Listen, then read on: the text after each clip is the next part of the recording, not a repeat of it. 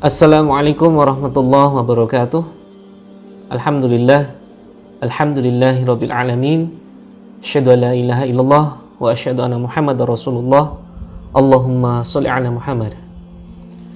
Bunda pejuang garis 2 yang dirindu surga, alhamdulillahirabbil alamin. Semoga sampai detik ini Bunda masih terus istiqomah untuk menjemput rizkinya Allah, untuk menjemput karunia Allah yang lebih besar.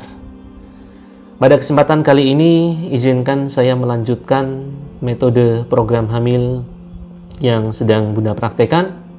Dan pada kesempatan kali ini, saya akan sharing tentang metode yang kedua, yaitu kekuatan istighfar.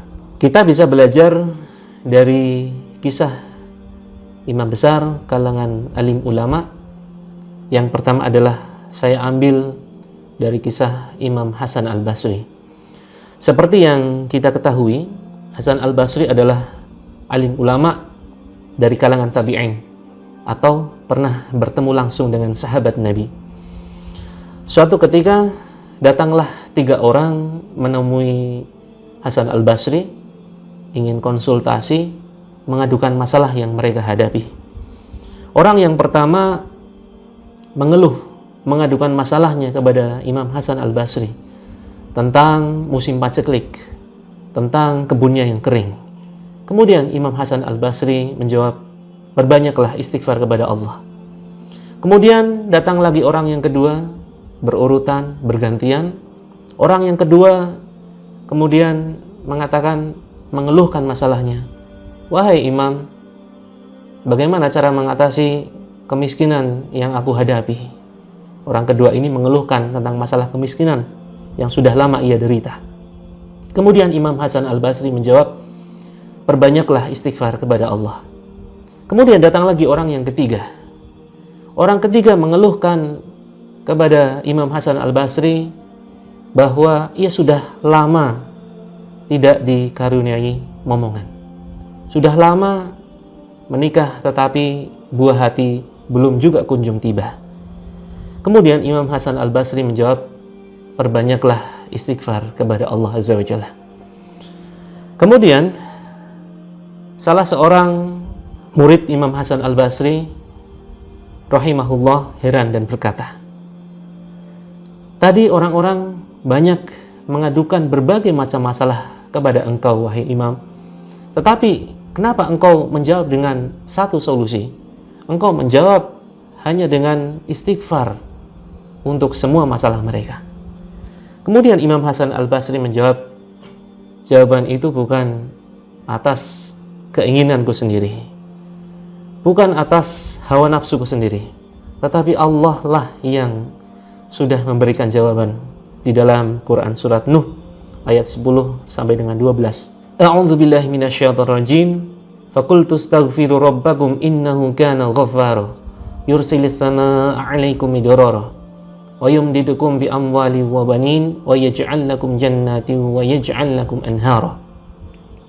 Maka Nabi Nuh mengatakan kepada kaumnya, mohonlah ampun kepada Rabbmu, sesungguhnya Dia adalah Maha Pengampun. Niscaya Dia Allah akan mengirimkan hujan yang lebat kepadamu, dan Allah akan memperbanyak harta dan memperbanyak anak-anakmu, serta mengadakan untukmu kebun-kebun dan mengadakan pula di dalamnya sungai-sungai. Maka dari kisah ini kita bisa belajar banyak hal. Kita bisa belajar sebuah solusi yang luar biasa dan sederhana. Apapun masalah kita, apapun masalah di dalam kehidupan kita, solusinya adalah istighfar. Solusinya adalah minta ampun kepada Allah. Pertanyaannya adalah, apakah kita sudah memperbanyak istighfar di dalam kehidupan kita? Ketika kita punya impian yang luar biasa, ketika kita punya permohonan kepada Allah, sudahkah kita meminta ampun kepada Allah? Sudahkah kita memperbanyak istighfar kepada Allah? Seringkali kita berpikir dengan akal pikiran kita yang belum tentu terbukti kebenarannya. Seringkali kita mengandalkan logika kita yang benar-benar sangat terbatas. Padahal ilmu Allah sangat luas. Ilmu Allah luar biasa. Tetapi seringkali kita kurang yakin, kurang percaya dengan solusi yang Allah berikan kepada kita. Maka, bunda sekalian pejuang garis 2, mari mulai sekarang kita yakin solusi yang Allah berikan. Khususnya di dalam Quran surat Nuh yang tadi saya sebutkan, jelas-jelas Allah menyebutkan bahwa dengan istighfar, dengan melalui perantara istighfar, Allah akan memberikan banyak harta kepada kita. Allah akan memperbanyak anak-anak kita. Allah akan menurunkan hujan yang lebat. Allah akan memperbanyak kebun-kebun yang di dalamnya ada sungai-sungai. Inti dari semua ini adalah rezeki, karunia Allah yang begitu besar. Dan semua ini akan bisa kita raih hanya dengan satu cara, yaitu istighfar kepada Allah. Mari kita berbanyak istighfar mulai dari sekarang. Rasulullah Shallallahu Alaihi Wasallam saja yang sudah dijamin surga, yang maksum, tidak memiliki dosa, beliau setiap harinya beristighfar luar biasa banyak, 70-100 kali setiap harinya. Bagaimana dengan kita yang belum dijamin surganya Allah, yang dosa masih begitu banyak? Sudah seharusnya lebih banyak lagi melafazkan istighfar kepada Allah. Kemudian kisah yang kedua adalah kisah dari Imam Ahmad bin Hanbal. Imam Ahmad bin Hanbal, seperti yang kita ketahui, beliau adalah imam besar yang kita kenal dengan mazhab Hambalinya. Beliau ahli hadis dan ahli fikih. Salah seorang gurunya adalah Imam Syafi'i. Suatu ketika Imam Ahmad ingin bepergian ke sebuah kota di Irak. Kemudian singkat cerita, beliau langsung menuju kota tersebut. Setelah segala persiapannya cukup matang, beliau tiba ketika waktu maghrib, kemudian sholat berjamaah di sebuah masjid. Kemudian duduk sebentar untuk istighfar, untuk kemudian zikir kepada Allah. Dan akhirnya tiba sholat isya. Akhirnya beliau isya berjamaah. Setelah sholat isya berjamaah, kemudian beliau menuju sebuah pojokan masjid. Untuk apa? Tentu untuk istirahat. Ya, beliau tiduran di pojokan masjid untuk istirahat. Kemudian datanglah penjaga masjid yang biasa sebagai muazin membersihkan masjid, atau yang kita kenal dengan istilah marbot. Sang marbot ini kemudian bertanya kepada Imam Ahmad, "Wahai Syekh, mau ngapain engkau di situ?" Seperti yang kita ketahui, panggilan Syekh di dalam bahasa Arab memiliki 3 makna. Yang pertama bisa bermakna orang tua, yang kedua bisa bermakna orang alim, dan yang ketiga bisa bermakna orang kaya. Yang dimaksud panggilan marbot masjid ini kepada Imam Ahmad adalah orang tua. Karena waktu itu Imam Ahmad sudah berusia sekitar 60 tahun, sudah cukup tua. Akhirnya dipanggil Syekh oleh sang marbot. "Wahai Syekh, mau ngapain engkau di situ?" Imam Ahmad menjawab, "Saya ingin istirahat, saya ingin tidur, saya musafir." Ternyata sang marbot masjid melarang Imam Ahmad tidur di dalam masjid. Kemudian akhirnya Imam Ahmad didorong keluar, masjid kemudian dikunci. Imam Ahmad akhirnya memutuskan tidur di teras masjid. Kemudian sang marbot datang kembali dan menanyakan, "Wahai Syekh, engkau mau ngapain di situ?" "Saya mau istirahat," jawab Imam Ahmad. "Saya mau istirahat, saya musafir. Saya tidak punya saudara di sini, saya tidak punya tempat tinggal." Ternyata di teras pun tidak diperbolehkan oleh sang marbot. "Engkau juga tidak boleh tidur di situ. Silakan kau keluar." Kemudian sang marbot mendorong-dorong Imam Ahmad sampai keluar masjid, sampai ke pinggir jalan. Kebetulan di sebelah masjid ada seorang dengan umur yang hampir sama dengan Imam Ahmad yang berprofesi sebagai seorang penjual roti. Melihat kejadian tersebut, penjual roti ini memanggil Imam Ahmad, "Wahai Syekh, silakan kau kemari. Silakan kau kemari. Kebetulan di tempatku ada tempat yang cukup untuk engkau gunakan sebagai tempat istirahat." Pada akhirnya kemudian Imam Ahmad menuju ke rumah penjual roti. Ya, setelah itu kita saksikan kelanjutan kisahnya berikut ini.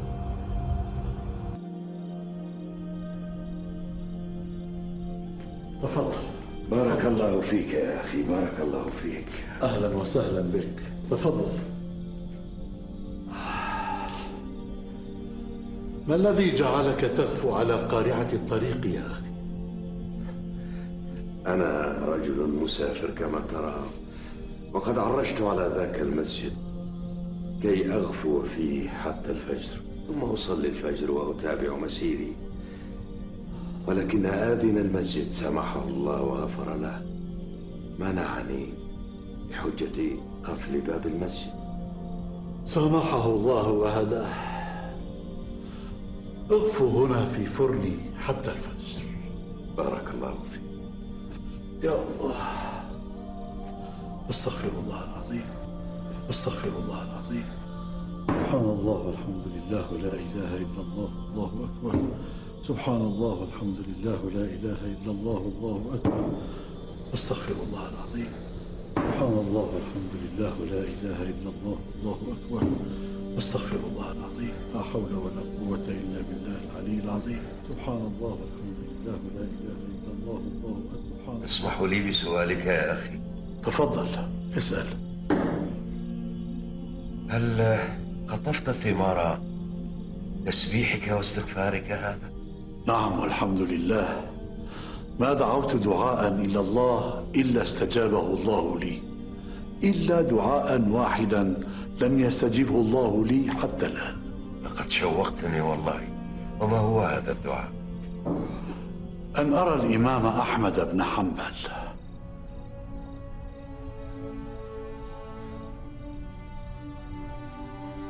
سبحان الله، سبحان الله. والله لقد كنت أجر إليك جرا، فليطمئن قلبك يا أخي، وقد استجيبت كل دعواتك. كيف ذلك؟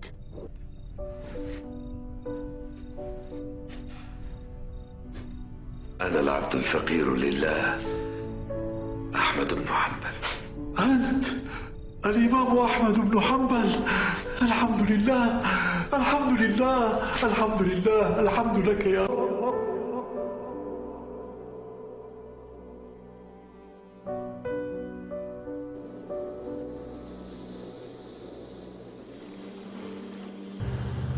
Maka Bunda pejuang garis 2 yang dirindu surga, dari dua kisah ini,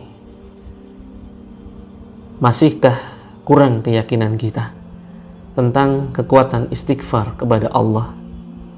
Istighfar sebagai sebuah solusi, istighfar sebagai sebuah sarana untuk mewujudkan impian kita, untuk mewujudkan impian Bunda. Dalam hal ini adalah menjemput buah hati. Maka marilah mulai detik ini, mulai saat ini, kita mulai biasakan basahi lisan kita dengan istighfar kepada Allah minimal 100 kali dalam setiap harinya.